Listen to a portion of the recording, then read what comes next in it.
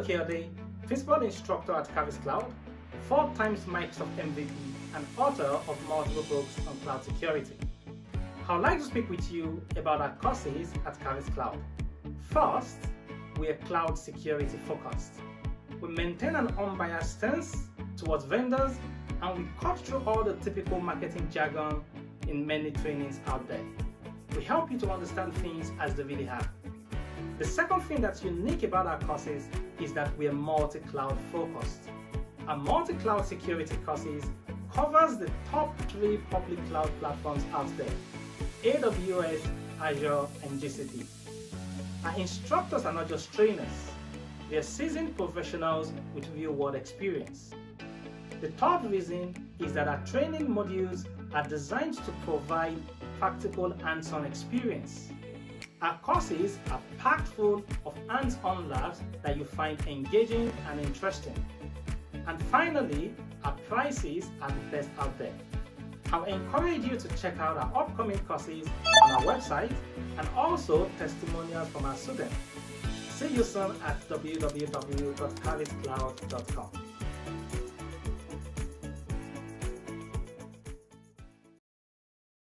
Digitization simplifies the way we collect data. Organizations collect data from multiple touchpoints to enable them to make effective, profitable, data-driven decisions. Yet, a lot of data just sits there. Why?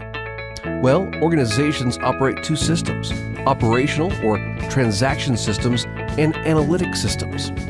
Operational systems are data repository, where you execute business processes. Analytic systems are where you make sense of your data and evaluate business processes. Analysts spend 80% of their time cleaning and preparing data to update routine reports, and only 20% of their time truly brainstorming on the numbers and extracting insight from that data. The result?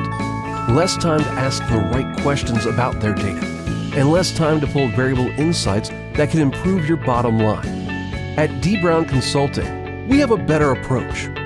We empower you to extract insights from your data at the speed of thought. We employ a curated methodology that simplifies the analytic build process to eliminate technical friction, making it easier for everyone in your organization to get the exact data they need securely. The best part? All of this can be done without relying on overburdened IT teams. D. Brown Consulting offers consultancy services in building, reporting, and analytics systems. As Microsoft Gold partners, we offer business process automation solutions with no-code and low-code applications, chatbots, and robotic process automation engines, and financial modeling services.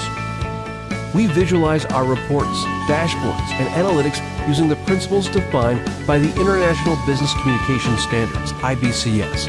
The use of standardized notation eliminates ambiguity and ensures consistency in the design of your visualizations for more effective data storytelling. Are you looking to achieve more with your data?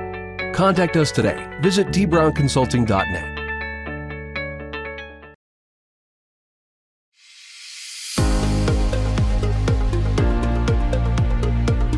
You have a learning goal, and we have just one job: to help you achieve it and deliver at your convenience.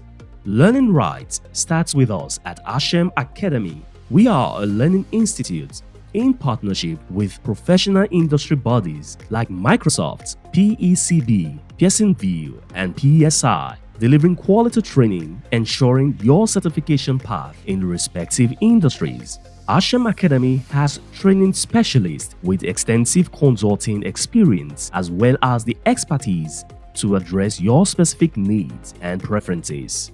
Our goal is to deliver training that maximizes return on people and infrastructure investments. We define success as having the right resources to skill you up to help you meet your desired goals. Our job at Hashem Academy is to empower you to be successful at every stage of the learning journey, from training to certification to establishing professional credibility. As a certified learning partner and authorized testing center, our facility has proven to be one of the best in the country as we get to reach the needs of all ages, young, middle-aged, and those in the advancing years, making learning simple and affordable. We care about your skill development, and without breaking the bank, we present you with great opportunities to showcase your competency and expertise in your area of specialty, aiding career advancement or personal goals tracking. Let's help you bridge that learning gap. All you have to do is take the next step to enroll in our courses today with prices that are easy on your wallets. Request access to our training calendar by emailing training@ashem.com, and you can also get the most of your learning investments by checking out our promotional offers here. offers.ashem.com/ms learning.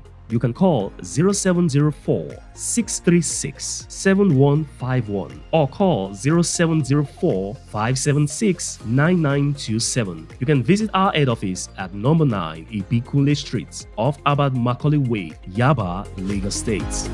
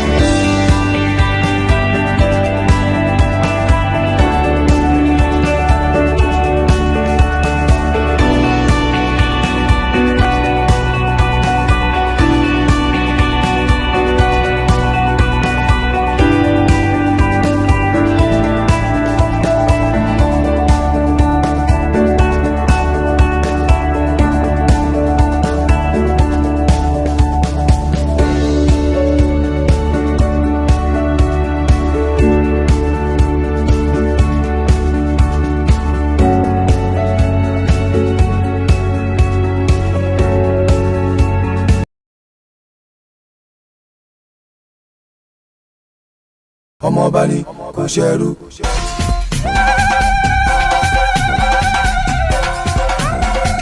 ó wá sáyé ọmọ ọba ni kò ṣẹrú.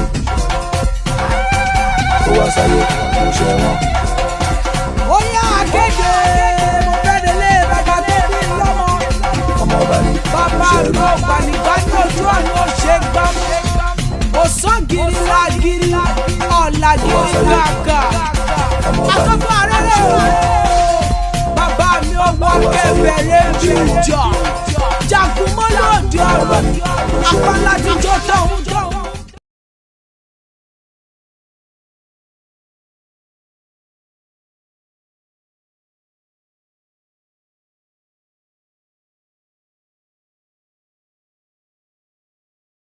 Everyone, and welcome again to this month's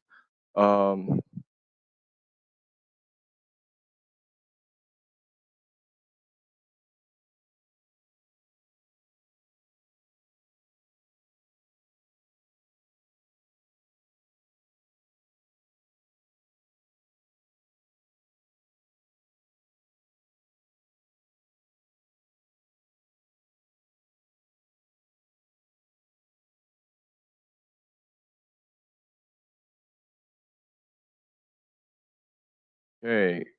Sorry, we have a glitch of the internet and we are back now. So the Grassroot Innovation program was literally um, a vision where we got to um, help, especially tap um, innovation through technology, pipelining people from the grassroots, people that don't have voices, people that are really can get mentor online and get connected with those mentor. And we have been doing that for some years, and we look at our own give back, and most of us are MVPs that lead community and we created this kind of forum. And the question you might ask is, how did this start? Well, we want to say a big thank you to Microsoft for giving us that table, and the initial build up or actually started way back years back with Microsoft being the pioneer supporter. However, a lot of things has happened because the grassroots is where knowledge can easily be tapped. And most time, this knowledge are untapped. And we say thank you to Microsoft. Now, not only Microsoft, we also want to thank some other people that have supported us over the time. Special thanks to our host. They are MVP, and they are one way or the other brought about the community partnership around innovation and around knowledge exchange, and they had been there to support us all the way through these years when the grassroots program started. We say thank you to Ayodeji, he's an MVP in data. Thank you for Collins, he's also an MVP in Abuja. To Olana Ogbena, an AZ now, she's now married. She's an MCT for Kofi, and to Davio Koyode, and to Isaka, that is currently in Saudi Arabia. We say thank you for your partnership, for your guidance, for your direction over the years, and we are still moving on with the program. But we cannot void this program cannot be void of appreciation to you. We say thank you. And we know, if you have seen our adverts, that we are doing some special giveaway. We are in the Christmas and the holiday period, and special Thanksgiving to Americans that just finished their Thanksgiving program, Thanksgiving service or Thanksgiving celebration across the U.S. and also most of the North America. We say let this celebration not end, and we also all over the world. We're also in the season of appreciation, and Christmas is one of that time. And owing to that, one of our hosts from Clarice Cloud, David Okede, um, donated a laptop, and that laptop is right with me here. And the laptop is for a giveaway this season. And the laptop, how do you win? What you can do is to make sure you pay attention, because it's a 2 month series where we are going to bring our guest. That Mr. Olawale is a VP of Reliance Computer, and whatever he's saying are going to be those questions you are going to answer. And as many people that answer there, we need one person to be able to get a laptop. You can see we also have some books. If you are into DevOps, probably you want to go into IT and you want to be able to, you need a book, a companion. So we also have a book called DevOps for Azure. That means for DevOps engineer that want to get into Azure. It's also part of the giveaway, and we have 4 of it right here. And hopefully, any of us can get it. So we have 5 gifts to give away: a laptop and 2 different books. And this is the spirit of Christmas. As Grassroots Innovation will be rounding up this year, we'll be giving this out as a questionnaire. And those questions will come when we have the last edition, that is December edition. And just pay attention with whatever Olawale mentioned and what he emphasized on, and that will be your gateway to getting any of these gifts. So once again, I want to thank you, David Okeyede, for this benevolent and for sharing this love to all of us that all over the world, as American has concluded their celebration of Christmas, of Thanksgiving, we are all moving in the mood of Christmas, the mood of love, and the mood of charity, of exchange, and that is our giveaway. So don't miss out of this if you want to be part of it. Now, let's now go back to 10, thanking our partners. We also want to thank two great men that have been benevolent to help us to use their music to play most of our activity here, our soundtrack. We want to thank Famsi Music for being benevolent enough for us to use his music as a soundtrack. We want to thank Music International also for making use of their music. We say thank you for supporting us, and we are grateful. We also want to thank every other person that has been part of this movement. And the question is that what is about this grassroots innovation program that come every month? And lately has been like 2 months because of the pressure and so many other things that occupy most of the host. One, the experts connection with mentee. That's one major drive to this particular program where we ensure that we bring seasoned professionals, people that have been in industry for a while, to tell us their story. And that story might be a mark for anybody that want to climb the ladder or want to be able to use um, IT as a means of getting onboarded to whatever he wants to do. And secondly, why this movement is to be able to culture an advisory system. Now, this might be very, very beneficial, especially for those that are new to IT or those that want to change their career. You'll be able to have understanding from the storyline of people that are passed through the same, because most story we have ever heard in life are story that someone has passed through.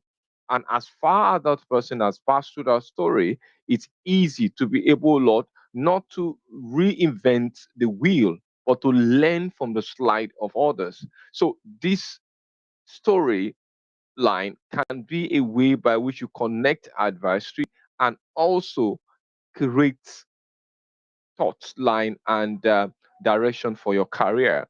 Um, Thirdly, um, we know that innovation, digitalization, and also cloud technology, which is the pioneer of the digital estate that we are currently in, is gradually expanding. And the rate at which it expands, then it is necessary for us also to have a corner where we are going to showcase something about the cloud technology, about digital workspace, and talk about technology as expert as we are, so that we can give you a guideline to what is happening and what you can do. Now, that's all about this movement. So, MC Tech user group actually is over 15 user group across primarily all major offering by Microsoft. That means Azure for the cloud offering, Microsoft 365 for the software as a service offering, and Dynamics 365, Power BI, Power Platform for past environment.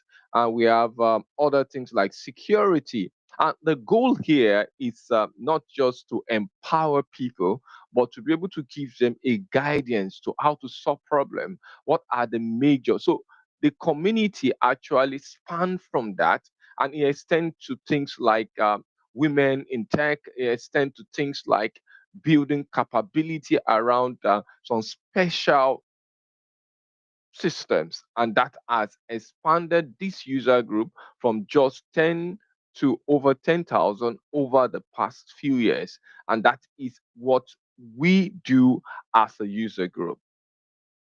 Now, we are here today and we need to know ourselves. Now, the first person we need to introduce to you is myself. My name is Oluwaseyiluwa Umiju. I'm a consultant with Covenant Technology.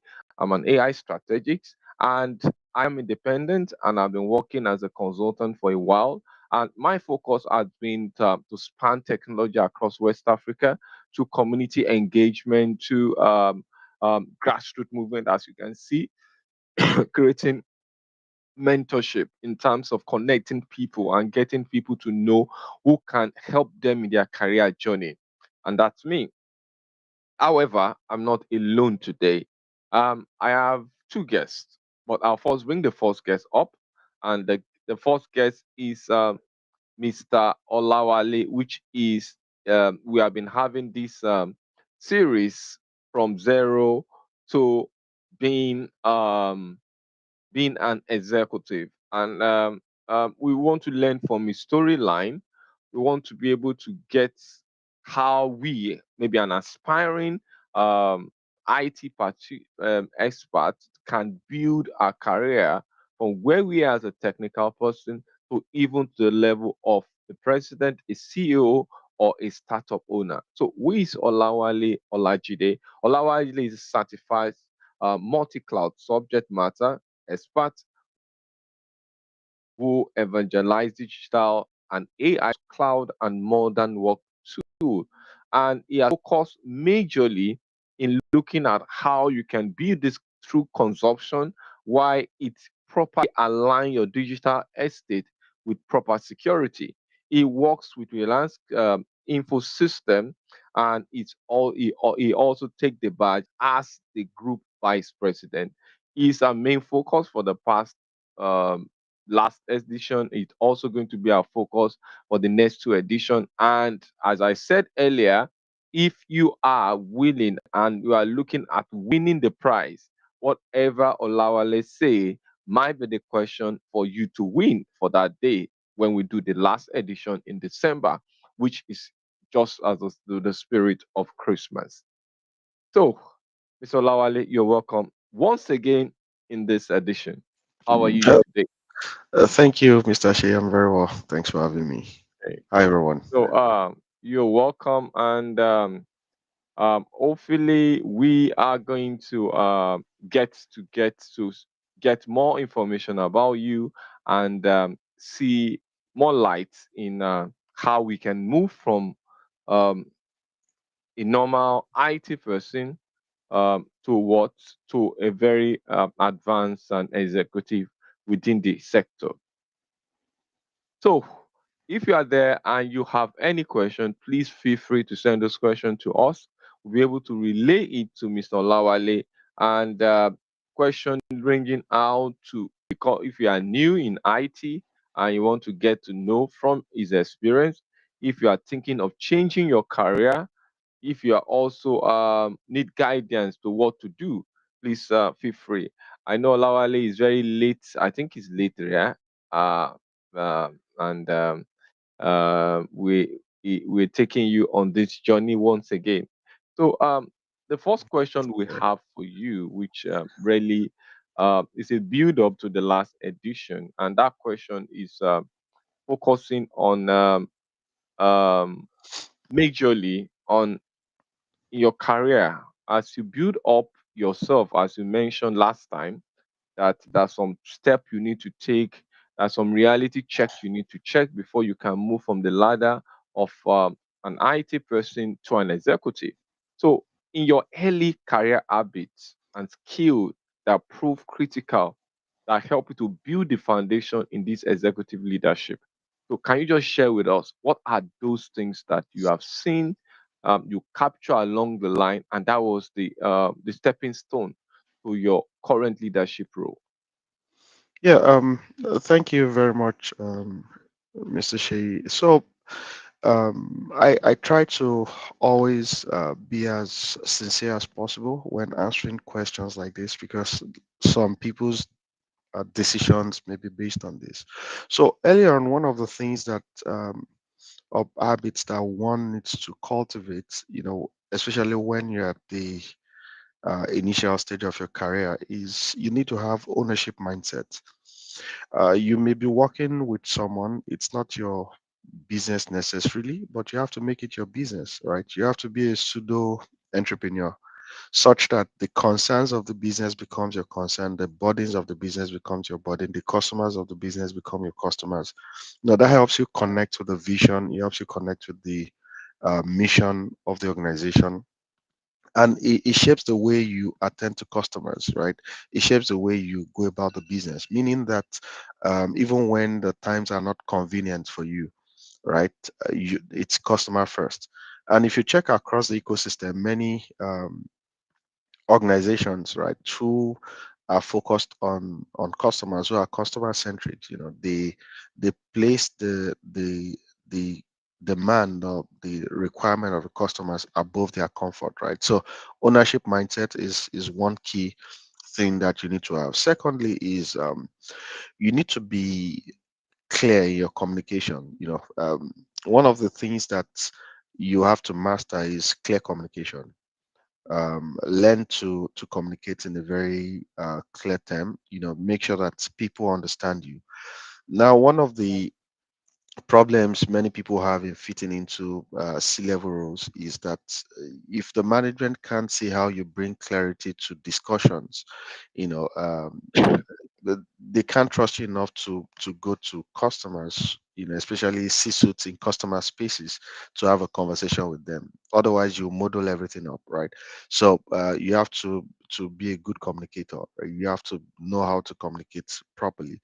And again, in every business, you find out that the C-suites are always the first touch point of sales in bigger spaces, right? So it means you have to prepare yourself to be able to, do your elevator pitch in, you know, short time in little spaces, right? So it's still part of, being a good communicator, right?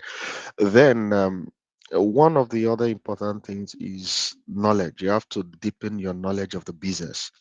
So many times we are too technical that we forget that our technicality is supposed to be marketable, right? So we have to learn the business. We have to understand business models, right? Uh, I'm developing solutions, within my organization, and then for who? For the customers, right? So how do I get it to them? How is it not going to be a burden to me, and also going to be accessible to customers? So all of those dynamics, we need to really understand them for us to be able to play at the highest level, right? So understanding the business model, understanding how you bridge the gap between customers, and system integrators, solving customers problem for the place of technical depth, but also understanding business models, understanding how the business should work, understanding profit. So it's quite important. Actually, yeah, I hope that answers your question. And well, one thing I see is that the ownership mentality. That means you must be able to shift your mindset Yep. that I'm coming into this not because I just want to work for my pay, but I want to work to be able to make an impact, a change, relevant change. And that includes being able to own the technology, being able to communicate technology. And that is one major thing that we can get from what you said. So we go to the next question. And that question is, how do you transit now? Now, transit from focusing. You mentioned that if one Oh, way or okay. the other, when you're It's almost like I read your mind, right? like you read the mind, and you mentioned it that sometimes we are all, especially an IT person, is viewed with this technical know-how, and his inferior, his mindset is just based on that. So how do you now shift your mindset from being just focusing on technical excellency to a long time ownership, being able to influence the business that can make you visible to the C level, because you must be strategic for a long time. Yeah. Yeah, that's absolutely spot on. And we see these problems pervasive in the tech industry. The ecosystem is filled with so much technical knowledge and few, uh, business mindsets, right? So I would say that it's quite difficult, especially if you are neck deep into technicality. I used to be like that, where my hands are really you know on the job. I could go as very technical as possible, in my domain. But you need to understand that as the business keeps expanding, or if the business will expand, right, you have to leverage the power of teamwork. You have to start Mm, learning to delegate. Sometimes you find out that some tech experts, some tech gurus they are loners. Loners can't do well in the business world, right? You need collaboration. So, and that collaboration habit starts from teamwork. Being able to work in a small peer group, being able to delegate one to another. So that way, um, when it's time to move up, right? You're still not dragged into all the technicalities. Gone are the days where people say, "Oh no, I can't teach, my team members all I know because they'll run away with it." No, knowledge is everywhere. Knowledge is pervasive. So Mm. you don't you don't monopolize knowledge, right? So the way to Yeah. climb is to empower those that are coming behind. So sorry, so you can move Thank up, you. or up the ladder. And secondly, is the fact that many times we don't understand. Technical people don't understand the business. So a technical person is And focused that's a on. very. I want you to even speak on that. We because one way or the other, we all fall prey to that. Because it takes us mindset. Is it because we always feel that we make technical the major thing? How do you from your story? How did you get out of that lynch Yeah, and so break it's out? it's a bit, yeah, it's a bit difficult. Sometimes, way back, all I wanted to do was just do my job and do it well, and I don't care about any other thing. I just want to do my job, discharge my duties, provide my technical knowledge as much as solve customer problems. But behind all of that is the commerce. For example, if I have to move from point A to point B to go solve a customer problem, there's logistics, right? Mm. Now, the problem I'm trying to solve, there's manpower that goes into it, right? Now, the customer that wants a problem solved needs that problem solved because he needs it for his business operation, right? So there's something at stake. And if it's in a case of new deployment and all of that, customers need to buy maybe some product or invest a little bit in some licenses and all of that, right? You also need to understand that your business, the way to keep it afloat is to keep it profitable, right? And the way to keep it profitable is to be able to present it to customers in a way they understand and in the way it doesn't hurt them and it doesn't hurt your own business, right? So you need to also then understand, oh, in the way I work every day, how am I making my organization profitable? So market leadership is one thing, um, market mindshare is another thing, and profitability is another thing. Revenue is not always equal to profitability. Every business is running, so that it can be, profitable while they are solving customers' problem, right?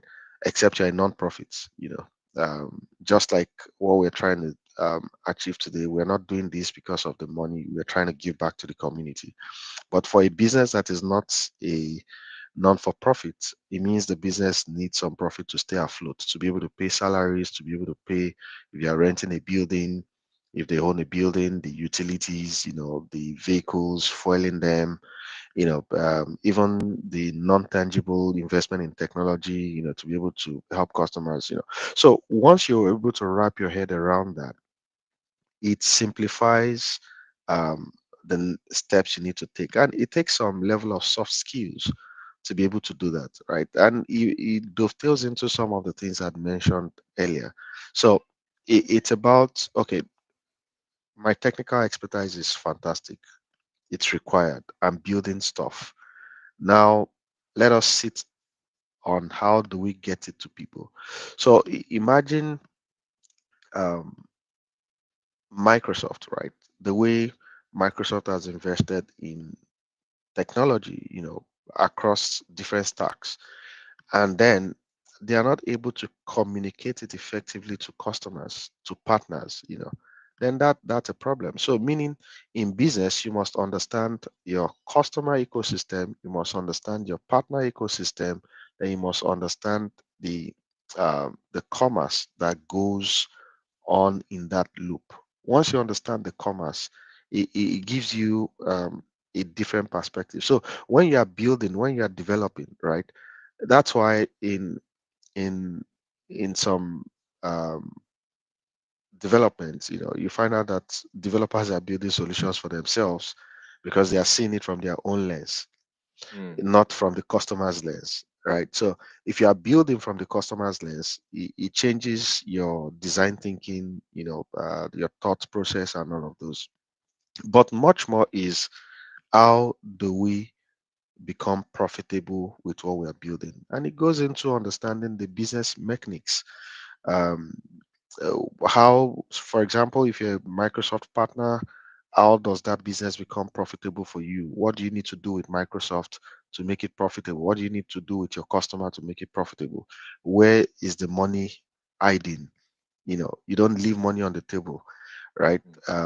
And every of these things also dovetails into customer satisfaction. So when customers are satisfied, they don't have reasons to go elsewhere, and then they become your evangelists to their friends or partners and all of that in the ecosystem. But much more is you begin to look at how, where is the money hiding? Where are we going to get that profitability from? What do we need to do from moving from point A to point B? How do we scale? Sometimes you're not thinking about the business scale. We're thinking about the solution scale. Yeah, your solutions can scale, but if your business does not scale, what you have built goes nowhere. So for both product and business to scale, right? As product is scaling, business is also scaling. It means you are reading the room. You understand what's going on in the ecosystem. Oh, now this is the best pricing model. This is the best marketing model. This is the approach that we take. Many of the technical people don't want to get into those conversations. What's my business with marketing? What's my business with sales? What's my business with understanding how to sell to customers? But back in the day, and Sheyi will agree with me, many times it is the technical people that do the selling first. Yes. Because the salespeople, they'll just do the elevator speech, Elevator and speech. Yes. They and even they need you in those in this meetings because you will be the one that will bring the practicality of that product to reality. exactly, exactly. So sometimes it's not a negotiable skill. You have to learn to be a salesperson. You have to learn to be a business person. Wrap your head around the business, right? So, and you find out that if you're able to blend business with technicality, that's what gets you the big pies. So imagine you walk into the Apex Bank in Abuja, right? But you are very technical, but you don't understand the commerce. How do you want to communicate to the executives of the Apex Bank to say this is the solution I'm bringing to you? All they are hearing you say is technical jargon. You have to be able to tie that technical jargon to how it helps their business. They have to see how it helps their business, right? So it's by understanding the commerce of the industry you're in, the business you're in, and that gets you out of that all around technicality. I think Ola, you have already answered the third question. What leadership quality distinguish a strong VP from successful C? So, which you have said. Understanding the terrain, not just about where you are powerful from or where you are powerful with or with what you are doing, but Mhm, knowing every aspect of the business, the marketing, the product lifeline, and also the customer ecosystem. What do they want to hear? How do you pitch it to them? mhm, So I think you have answered. We'll move to the fourth question. Now this is now like a follow on what you just mentioned earlier. How do you expand your influence now across your organization? Because if they don't know your voice, if they don't know your capability, there's no way they can give you that shot at sea level. So how do mhm. you now cultivate that habit to expand it across your entire organization? Yeah, so I think I love what we are doing today because this is some level of influence, that we have, and we're giving back to the grassroots, right? And it's the same approach everywhere, even in your organization.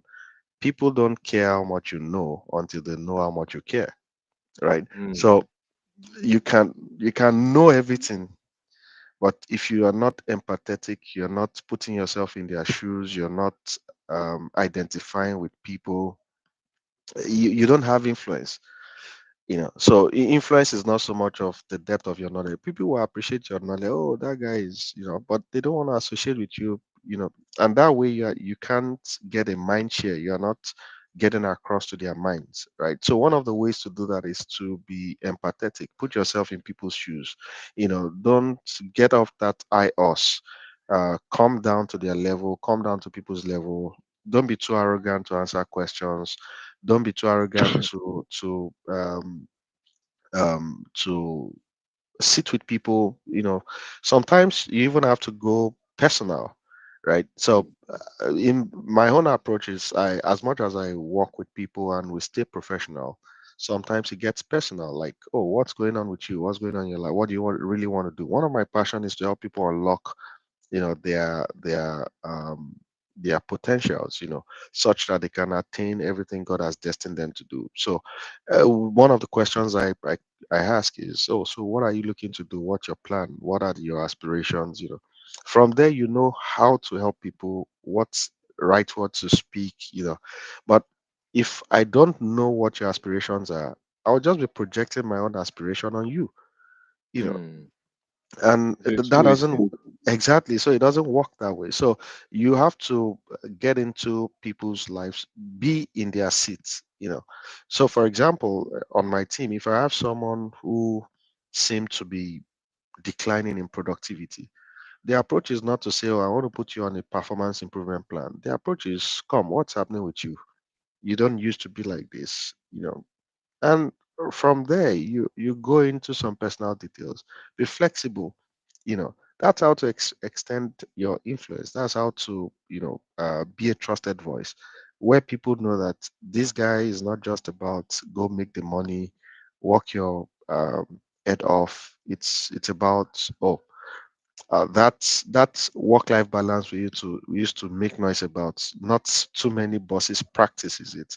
Not too many people give you that room to be able to have a balanced life, right? So you have to be involved in your organization to the level where you become a trusted voice by getting into people's space, get into their space. People, for example, if you're a boss, it's unlikely that people will come to you. They will, they don't know what they will say that get them in trouble, but if you are the one that goes to them, they're more comfortable to share things with you, right? So just be humble, come off the IOS, get involved with people. The fifth question is also what the line. That's where we said, what challenge or setback should you expect? And one of what you have mentioned clearly is that if you don't understand your team, understand not just about work, but a balancing it across um, the table, it might not, your growth might not be noticed, because that is an opportunity for people to pick you for such role that you're a good manager, you can lead properly, and if you are just on your own and your drive is just to make growth without carrying your team along, they might make that growth for you, but would the people in the top see you as um, someone to replace them? That is just a big question. So That's it. maybe is there any other thing you want to add? You have already said a lot about it, but is there any other thing you want to add to it? Yeah, so one of the things you need to expect is not everyone will like you, right? Not Mm, everybody would be happy with the progress you're making, especially for people that you probably started at the same time in the same mm, organization. And then the question is, why this guy above me? What does he have mm, that I don't have? Um, mm, Sometimes it could get into our minds, and it distorts the way we walk, because we don't like it when people are not comfortable. But you have to develop a thick skin. You have to walk, right? You have to get on with what you have to do. So uh, develop a thick skin. Don't mind what people say.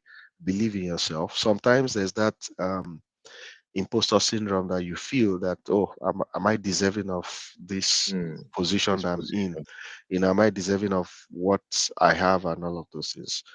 If you've worked, and of course, for people like us who believe in God, right, there is a place of grace as well, Mm, where the grace of God speaks for you, right? But again, I tell people that, see, even God wants you to work hard, wants you to be diligent. God is an excellent God. He is not um, he doesn't like people who are haphazard in their ways, and that's why there's a natural principle. Either you're an atheist or you're a believer or not, if you put in the work, you get a you result. make it. Yeah, the Yes. most the most the most wealthy people in the world, they are some of them are atheists, and they are doing fine. They have the money, they have the solution, they are very brilliant, they are excellent in their approach and all of that, so you need to understand that whatever challenge it is, you have to get on, and every day you have to show up. You have to summon up courage. You have to develop the thick skin. Don't worry about what people are saying. Focus on where you're going, you know. And in no time that stop being your problem. That's a very good conclusion. And finally, I hope people are noticing this because the way we're going to do I told you there's some giveaway. I just showed it early. We have books that is already set to give up out DevOps up for Azure. We have the laptop that is also set up for people to grab. And how do you grab it? Please follow what Mr. Olawale is saying, all the techniques, all the instruction indirectly that is giving us from his experience might be the question that you need to answer. And the best person, the best four person, will take either the laptop or the books for grab for Christmas. So the last question for you, sir, and this is a two time, three-time program. We started the first edition. This is the second edition. The third edition is where we are going to do the quiz, and we're going to get the best person that answer online. It's going to be visible. Everybody will see it. You'll be able to log in and answer your question through a platform that will see who is the leader, who is not, who is getting the answer or not. So the last question is, how do you ensure that your career journey not only advance your position, but also leave like a legacy, a lasting impact? Let's use another.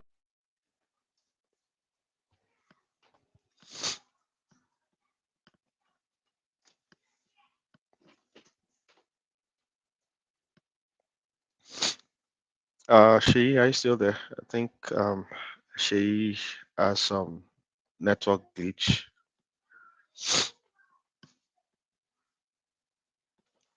Okay, Yeah, so sorry. you're My back. internet went up. Yeah. So I have seen instances that people that have really made impacts in the company, that even when you are leaving, a lot of other opportunities spring up for you. One of the opportunities that they might even advise you to be one of the shareholders. We have seen severally. Look at the current Microsoft CEO, who is now the chairman, actually Mhm, is one person that came in as probably a developer. Now he has moved the ladder. He's not mhm, only the CEO, he's the chairman of Microsoft. So, mhm. what can we do from your experience that can leave that kind of impact at every time they want you to come back and advance the company? Yeah, thank you very much, Shi. So, if one of the questions I always ask my team members is, do you think you being a CEO of the company, can you replace yourself with yourself? Mm, Do you understand? So yeah. if I put myself in the position of the MD of the organization now, do I see Wale replacing the MD? Do I have the Mm. skill set? Do I have the persona? Do I have the commitment? Do I have the resilience? Do I have um, um, the tools, the soft skills that is required to be in that role? That's number one. Now, I haven't said that. Number two is how much commitment do you have for the organization? How much have you put on the line for the organization? How much sacrifice have you made?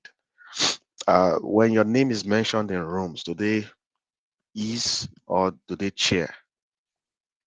What's the testimony about you in the customer space? Are you the type of person that when you are sent to a customer space, you are loggerheads with the customer, fighting the customer, raining abuses, or you are painting the business in good image. You are soaking it in, yeah, I know sometimes you have to defend yourself and speak politely, Mhm. but um are you doing it in a very professional manner that represents the interest of the organization, right? Again, are you the type that bring calm to the organization or you bring chaos? You don't want somebody chaotic climbing the ladder, right? So Mm. that's another thing, right? Another point to note is that if the testimony of your commitment to the organization can be seen by the management, seen by the junior staff, and seen by the customers, it speaks for itself. Nobody wants something good to leave them, and that's why you Mm. find those scenarios where um, um, they want to retain you somehow, right? So if you look at Satya's case, he did a reset on the Microsoft culture.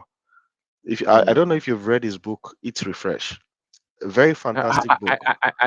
I just saw the review. I've not even got to read it. No, it's a very fantastic book. Maybe I'll send you a copy. Um, Okay.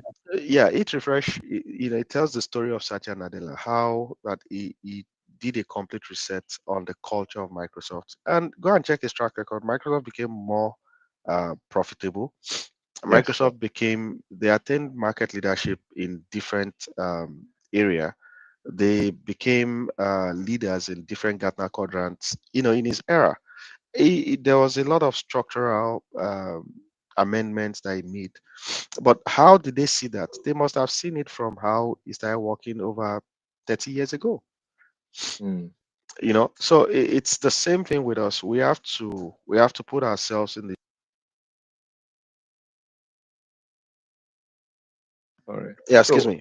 We have yeah. to put ourselves in the shoes of business owners and be truthful. Do we have what it takes to have that level of impact?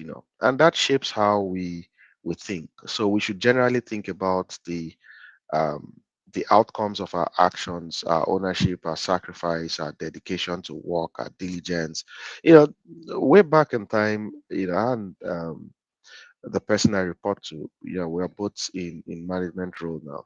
There was a day we went to work in the rain, in the rain, Mm. because we had an appointment with a customer. We can't miss it, and there was no bus. We were at the bus stop for a while, the way Lagos is and Yes. all of Yes. that. Many, many years ago, and there were times that we didn't plan to sleep at work, but we had solutions that we needed to provide to customers' problem. There are many times like that, impromptu, we just decide to stay back at work and all of that.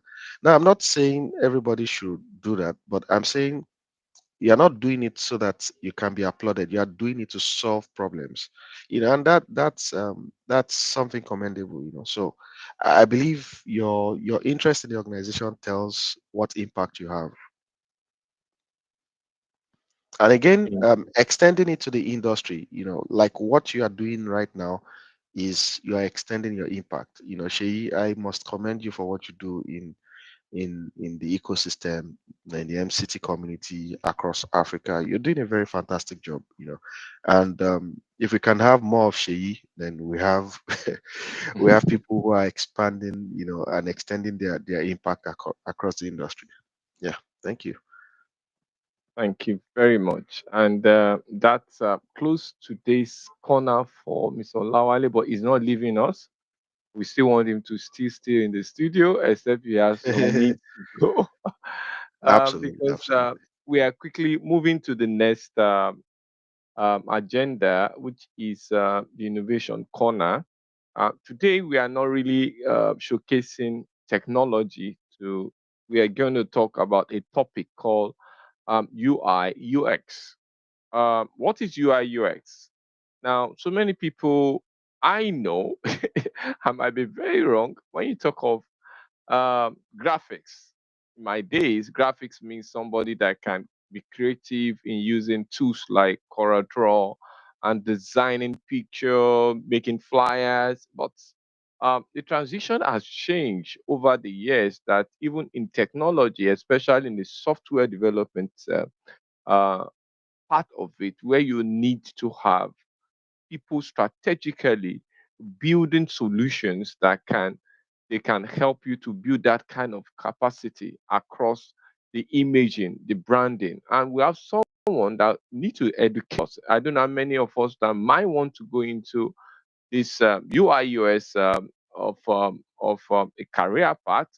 So we're introducing one young aspiring young man. His name is um sorry, I need to put his picture, and I'll bring him up now. Why his picture will come up? His name is Tolu Tulua Lashe Belo. I don't know.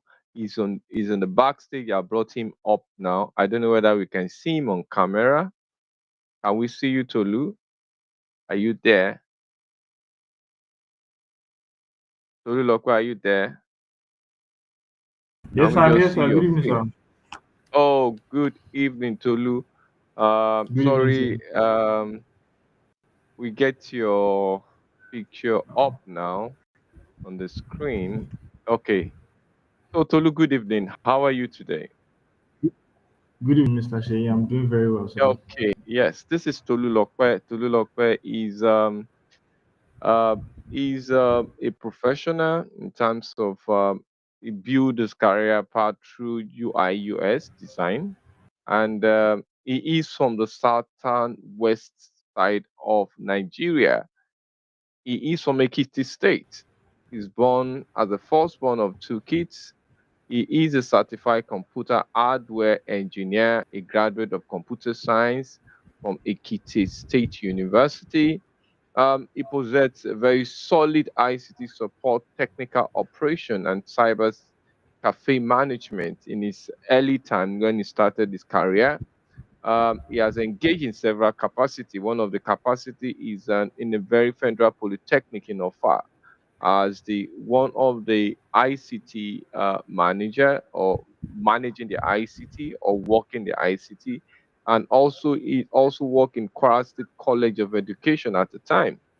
And over the years, Toluwala Share has demonstrated strong leadership capacity through various roles in student governance, national student organization, including uh, a sports director in his university day. He also he stand as a media aide to some campus, to his campus in Nigeria, and also he direct mobilization in terms of the not indigenous student, and is a committed person delivering technical solution, driving operational excellence, and supporting technology drive in his ecosystem. He's currently working as operation manager at a particular trust uh, company here in Lagos, and he does this day to day. Now, Tolu Lokpe, Yes, sir. Toluwalashe, Yes, sir. Good evening, how sir. are you? Fine, thank you Can very you much, sir. tell us? I think the first question I have for you, really, I've seen your background. How did you get to UI US? How does this role shape the path of your career? Well, good evening, everyone. I'm really, really honored to be here right now. So, how do I get to UI UX? Let me start from the very, very beginning. You see, right in the days, when we were little kids, the Yoruba used to say, "Àwọn ọmọ kékeré máa ń fẹ́ mọ nǹkan tó ń dún nínú ago." Sorry for the language change. So I really wanted to know what was sounding inside our toy cars, all those little toys that our parent gets for us. So I wanted to know what exactly was inside them, what exactly was making those sound. So gradually, after we decided to, when I was growing up, I I went, I ventured into hardware technology. You know, all this, what exactly is powering our laptops, what exactly is making them work, what is making them efficiently deliver what we needed. So I went into training for about 3 years before I went for my professional university education. So after then, after I finished studying school and everything, I was job hunting, you understand. So I went to meet one of my role model, someone I look up to as my role model. So I went to him in search of a job, and he asked me, "Okay, what can you do?" And I'm like, "What can I do?" Yes, he said, "What can you do?" Okay, I told him I have certificate in office management, blah blah blah blah. He said, "Everybody does that. What exactly makes you unique? What exactly is that thing that you can do that is more than what your fellow brother can do?" And I'm like, "Oh wow, this is a new topic for me, it's a new subject for me." And then he said, "Okay, go and think about it." And then, okay, then he gave me a link to a boot camp, told me to go and decide on what I want to do. Either I want to go for coding or I want to go for non-coding. And me as a person, during my university days, my lecturers, they really made coding look so ambiguous. Like it was the way they made it look like something that is very big, that not just anybody can do it. So I didn't have any interest in doing coding at all. So I just said, okay, let me just find one of the um non-coding tech skills to learn. And then I was looking at either data analysis or UI UX. And then previously I had a little, let's say I was an intermediate level graphic designer before. So I said, since graphics is, since UI UX is a little bit related with graphics design, let me just venture into graphic design, into UI UX. And I really loved how I look at some of our apps interface, and I really said, okay, I want to try this. I want to do this. I want to be like this person. So that's how the interest with UI UX decided to keep coming up and That's coming up and coming up. So that's just it. that is a very good and interesting story, and I hope people out there are listening. And if you are still going to watch the recording after this, now in our innovation corner, we are seeing someone that actually a background in computer science, and he was able to get someone to mentor him. And the question the person asks is, "What make you you? What make you tick? What make you love? What do you have passion for?" And with his discovery, he noticed his passion for graphic, then he migrate that passion for graphic to what he is you doing now. The next question is, now you are currently working in a company. So how do these UIs US influence you to lead your team or probably your operation that you do on a daily basis? All right, thank you very much for that question, Mr. Shea. So UI UX has taught me that you really need to find a way to make things easy for people. You have to look for the best solution for them, because if you are as a leader, if you are the harsh person, if you are a strict person, you really wouldn't get the desired results you want from your subordinates or people that you lead. So we have to be as easygoing as possible. That's number one. You have to be very patient with them. Number two, then you have to be calm. You don't have to be all how do I put it? You don't have to be all strict. Okay, probably you might be a strict person, but then you still have to have a soft spot for people. Just how you have to make your designs be for your users. You have to make it soft. You have to read the room for your design. Is it that you want it to be um is it an under 18 app you're designing? Is it an over 18 app you're designing? Are you designing for a gaming company? Are you designing for for a professional financial company? You have to know what they want. You have to design based on how the person you are designing for, how is going to feel. Make them make them have that how do I put it? Make them have that attention seeking, give them an attention seeking design so that they'll be able to, even if they are not there, they'll have this passion that, okay, I want to visit this app again. So with UI UX, the interface of what you are giving them is what will determine whether they're going to come back or whether they are just going to check it and go. Really, I'm getting very, very good vibe here.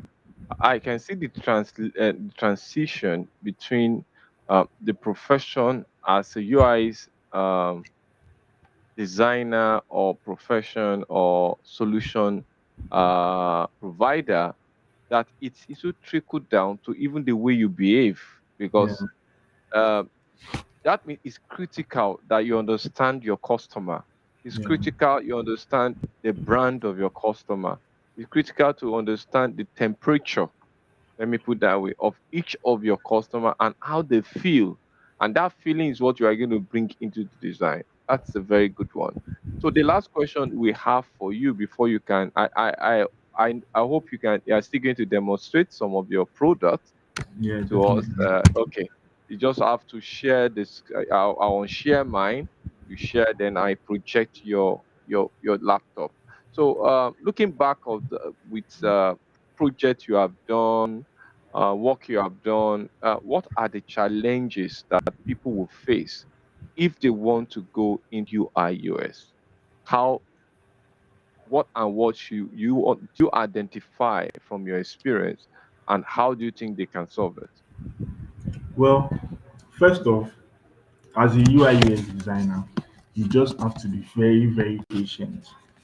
That's the very core value of being a UI UX designer. You have to be patient because you can never ever satisfy a client at the first trial. It's never possible. They will always have something to complain about in what you design. So you just have to be patient with them because there was a time I was designing for a client, and after we had designed to a certain state, he came back to me, told me, okay, please, I don't want, at every point of the way, I get to, because the person was like is a close person, a close relative, or let me just say like a family friend or so. So the person visits me very often. So in one of my designing sessions, he came visiting, a coincidence. So he came visiting and he saw what I was doing. And he said, no. I don't want it like this. I don't want it like this. Let me give it, change the perspective and everything. And I'm like, are you being serious right now? Like there'll be times while I think last week around last week Thursday, because I was supposed to go to office on Friday. I didn't sleep till 5 a.m. in the morning. I designed till 5 a.m. In the morning. Well, I had to be at the office before 8. So those are one of the challenges that you face as a designer. Because me personally, I think this is a personal thing. But me personally, I find it very, very, very easy to design late in the midnight. That's when I have a cool brain, cool atmosphere, no disturbance, no interference, just you and your designs in the midnight. So challenges like this comes up, and after you keeping late nights and everything, then the client to come tell you he doesn't want the interface of everything you have suffered for. What do you do with that kind of person? There's absolutely nothing you can do. You just have to be patient with the person. Patience. Let him make all the changes he wants to make. Jot everything down. Know what he says he wants, and probably if what he says he wants is not really realistic, or is not what is going to make the project worthwhile, you just have to tell him. Because if a client gives you a change in what you have designed and the project doesn't come out entirely okay or entirely nice, it is still going to fall back on you as a designer. He's still going to come and complain that okay, this what you are doing is not good. Whereas he's the one that made those changes. So you just have to, just like I've said before, you have to be calm, you have to be easygoing with your client. Tell the person, okay, what you have decided to go for will not really make the interface come out nice. This is how it's going to be. This is how it's going to be. This is how it's supposed to be. So it's that time that some clients will now reason well with you that okay, probably what the prospect I was looking at it from is not how it's supposed to be done. So that's one of the challenges. Thank you, Tolulope. And it's quite it's quite revealing that even as a professional, there is a key step, a part of your emotional intelligence that is required. That means ability to sense your body, to accommodate anybody, uh, be very, very accommodating, and Yeah. also, as you mentioned, be patient. And that is one of the character of someone that needs to be able to excel. So it's not about your technical know about UI, about design. It's about if we were here earlier when Olawale was telling us how to move from just a zero to a C level, one of the point he made is that having the impulse of your customer. So a UI UX professional must always have the impulse of his customer. Thank you, Tolulope. I don't know Mm, whether ready to just showcase what we have for us. Let's yeah, see yeah. your showcase. You can share your screen, then mine will go off and I'll put yours there. All right. There's an icon beneath there which says share your screen. Once I see it, I'll be able to project you. I'm waiting for your screen. Okay, I've seen your screen. I'm projecting you now. Let me And just reload it yes, and that's you. let me reload You're and start right here. again. Yeah.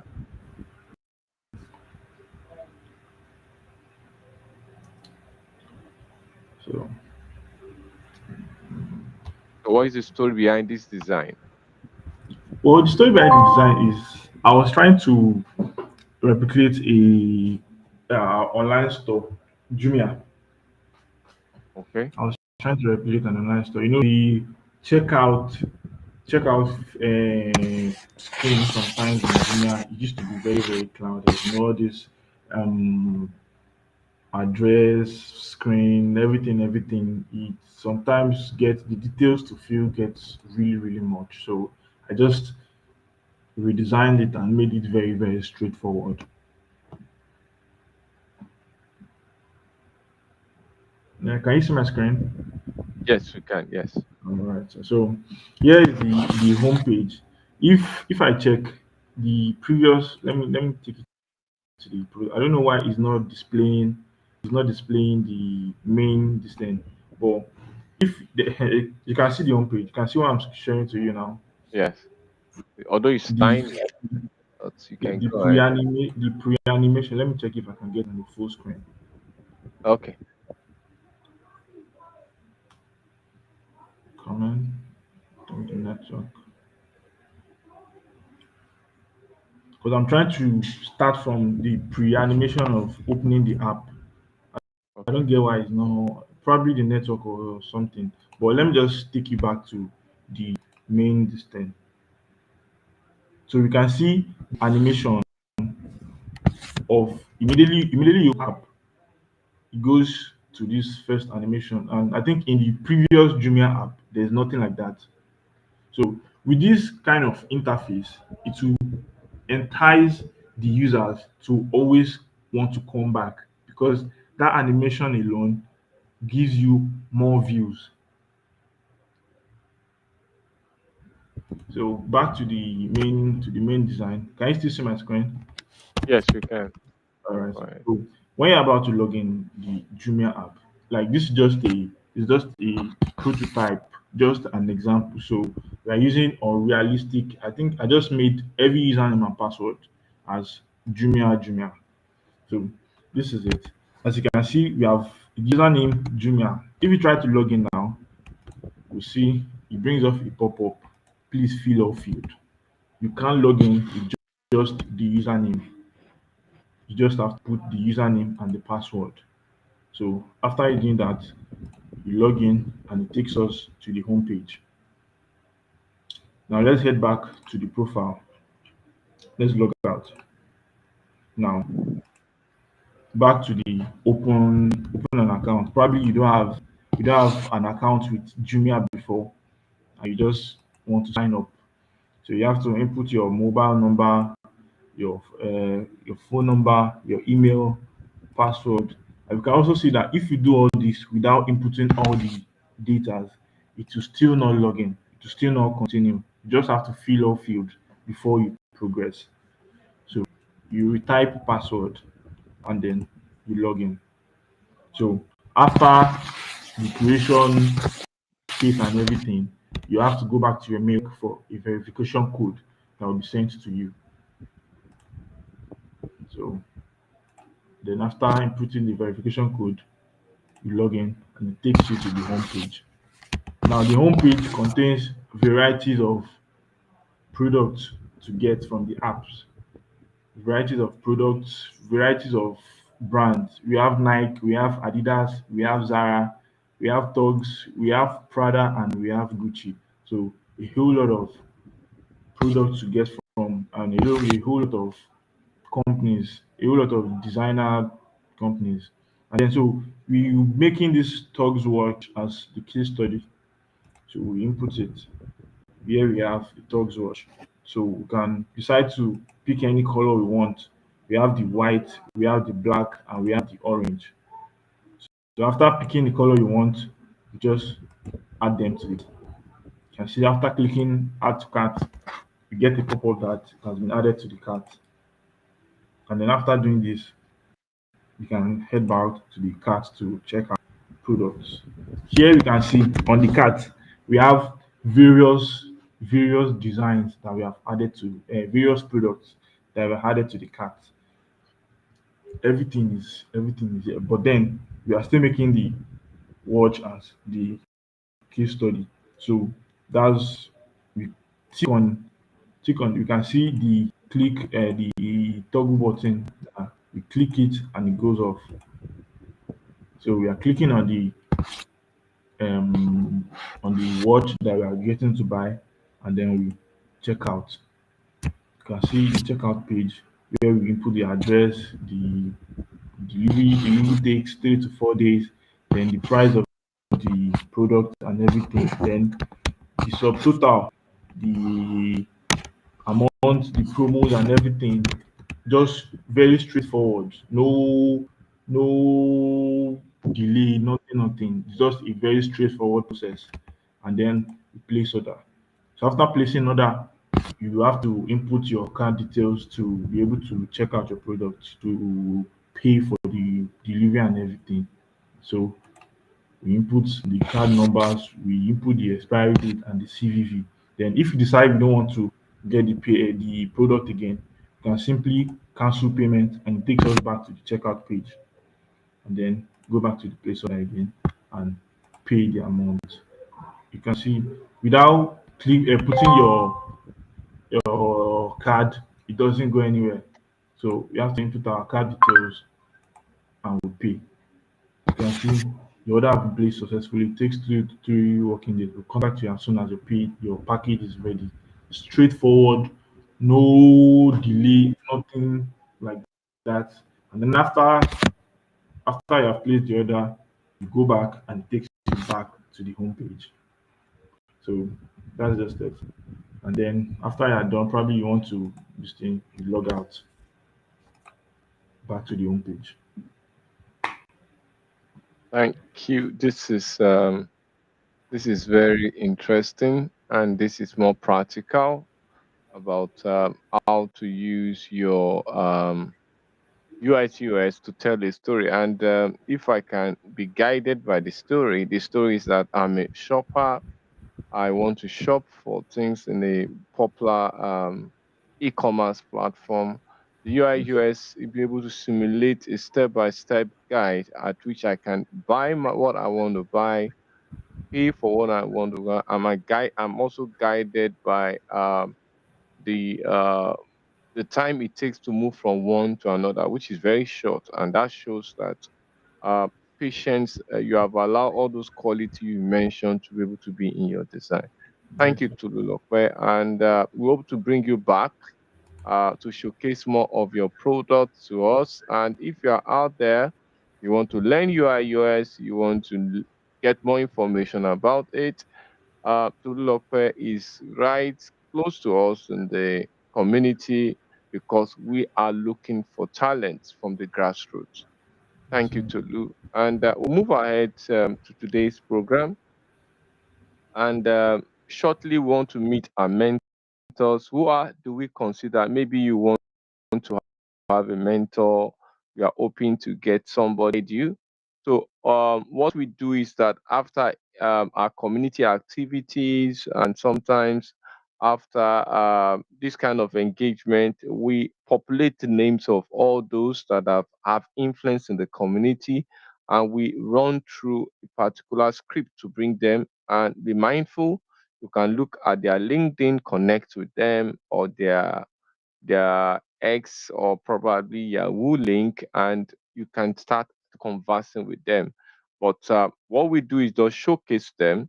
Some of those pictures might be very old because it's been a long time, but we still recognize them as one of our speakers in our community event and one of the speakers in this program. On this program. A pretext is a purpose or a motive alleged or an appearance assumed. I'm sorry, that's not the video. Okay, this.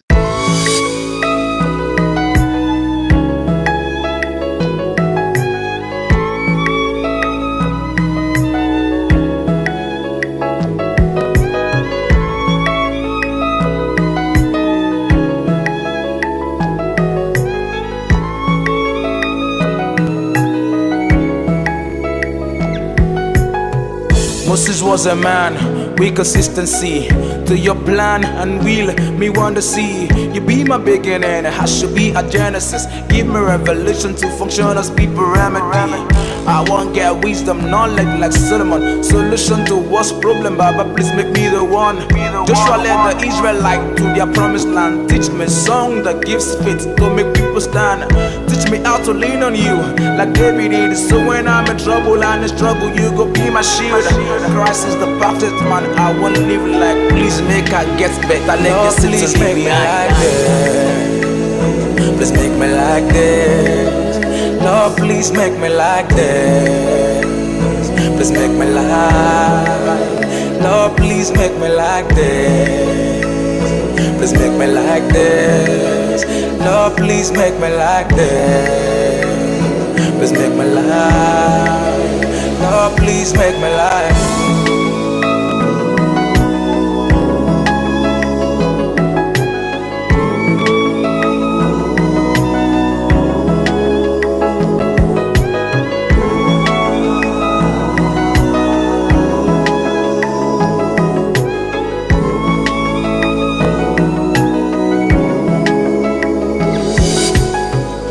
One live good and well till my whole days. Make people they feel your anointing when I'm on the stage.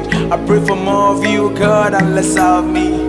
Anywhere you want me to go, Baba, carry me. I go be fool if I did the great, only me. Minister, good worshiper, that's what I be. to be a good father to my own child, a beautiful, loving husband to my own wife. Make I didn't see your face, hasn't clearly to follow you.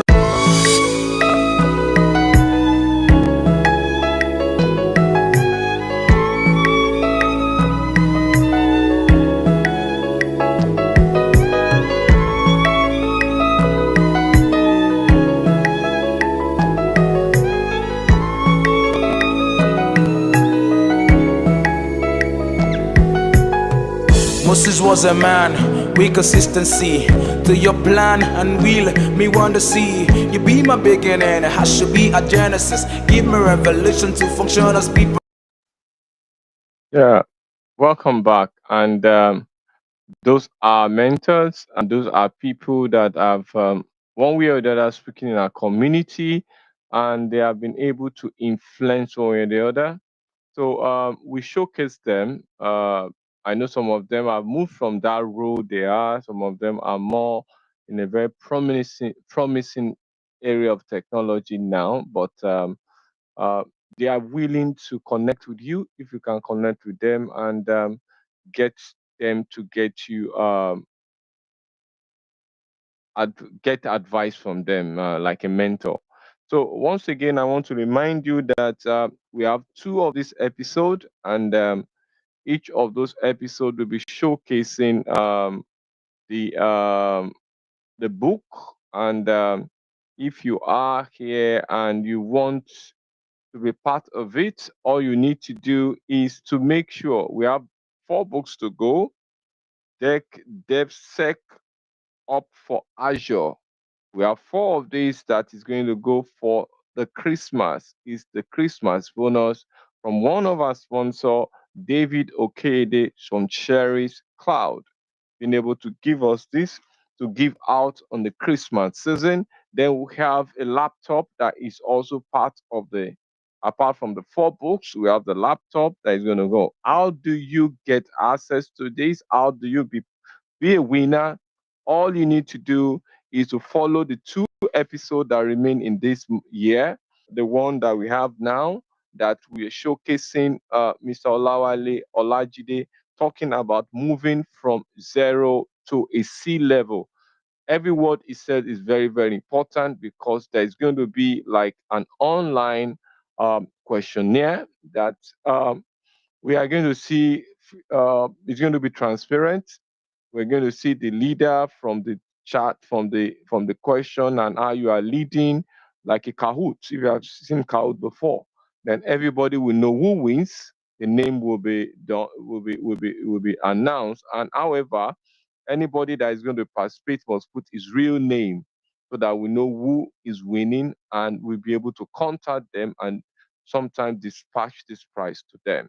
So our community, as I mentioned earlier, is a MC Tech User Group, and it's is a user group that came from the vision to touch the grassroots, to be able to build a community of sharing knowledge, a community of building people with capacity, and it has spread to several other areas like the security group, which is called MCT Naija Security Group. Is also on they have several things they do every week, and this one of those things they do. They come up with topics. They can just look for them on WhatsApp and join them in some of their activity. We also have Data AI, which is formerly Niger Data Platform, formerly Power BI Group, and they have spun into an NGO now. So they also have activity. Please watch out for them. Data and AI Skill Development Initiative. So look out for them. It's part of the community. Then this one of those things they do. And we have another group called MT Niger Data. They also out there. They can join them. They have weekly program where you can learn how to be able to use data. Then we also have, for the dynamic area, for the ERP solution on Microsoft Stack, we have the D365 user group. Please, these are their WhatsApp group. You can look out for them and join them if you don't have any group and you have aspiration to be part of the Dynamic 365. environment. Then we have Nigeria Azure User Group. This is one of our large, apart from the data and AI skill initiative, this also very large, where we have people, professional across the world coming out, emerging from here, where they talk about Azure, and they do weekly program. Please look out for them. I think their new series is to look at Microsoft Azure, the AI series, and they are doing a lot of rollout in terms of training. So if you want to learn, you want to scale yourself, look out for that group if you're in that. Then the M365 user group is actually another user group that look at the productivity, the workspace environment, where you can learn more, build your capacity around that, about the SaaS, software as a service area of Microsoft, and you can learn it. And they also do weekly program. Just look out for them on WhatsApp or on Meetup. We also have the Power Platform, which is still more active, and we have other emerging from there. Power BI learning community. Actually, this is a very rich platform where you have videos of professionals speaking and training people on how to use. And we also have for the women folks, we have the tech stylers. If you're a woman and you want to go into tech, it's currently led by the regional director for Africa, Olajumoke Toriola. Please look out for them on Meetup. They empower women on tech and they enhance their activity within the community. This is one of the programs they do have. So there is no common event as it takes. And as we close the curtain, we want to thank, we have some minutes past our time. We have 1 minute past our time, but notwithstanding, we want to thank everybody that have joined us in the second to the last episode in this year, which is also an episode that we have the giveaway. I want to thank our guest, Mr. Olawale, for the second edition is joining us. We want to thank Mr. Toluwalashe Bello also for joining us. We say thank you for being part of this crusade. Thank you for helping to guide the shape, the community, especially those are in the grassroots. We say thank you. And we want to say amazing time for us this weekend as we start to look at the Christmas season. Mr. Olawale, what is the final word for us as we look ahead for Christmas? Yeah, so thank you, Shay, for having me. I appreciate it. I think the final word would be for us to reimagine our career path and begin to think on how to scale from where we are to where we want to be. Thank you. Thank you very much. Have a good Tolulo. season, everyone. Okay. Tolu. Although Mr. Olawale, we are meeting again next month for the conclusion to do Absolutely. The season started already, so yeah. no problem. I'm here. Tolu Lokwe, Yes, sir. what's your final word for us? Oh, well, thank you very much for having me here. And I hope everyone gets to lay their hands on the tech skills to learn, because tech is taking the world at a large scale now.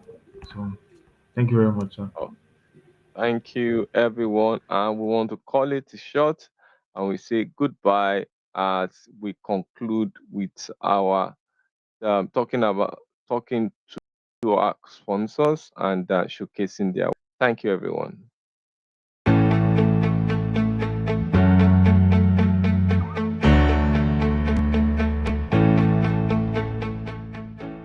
Hello, I'm David Okeode, principal instructor at Kavis Cloud, 4 times Microsoft MVP, and author of multiple books on cloud security. I would like to speak with you about our courses at Kavis Cloud. First, we are cloud security focused. We maintain an unbiased stance towards vendors, and we cut through all the typical marketing jargon in many trainings out there. We help you to understand things as they really are. The second thing that's unique about our courses is that we are multi-cloud focused. Our multi-cloud security courses covers the top 3 public cloud platforms out there: AWS, Azure, and GCP. Our instructors are not just trainers, they are seasoned professionals with real-world experience. The third reason is that our training modules are designed to provide practical hands-on experience. Our courses are packed full of hands-on labs that you find engaging and interesting. And finally, our prices are the best out there. I encourage you to check out our upcoming courses on our website and also testimonials from our students. See you soon at www.carviscloud.com.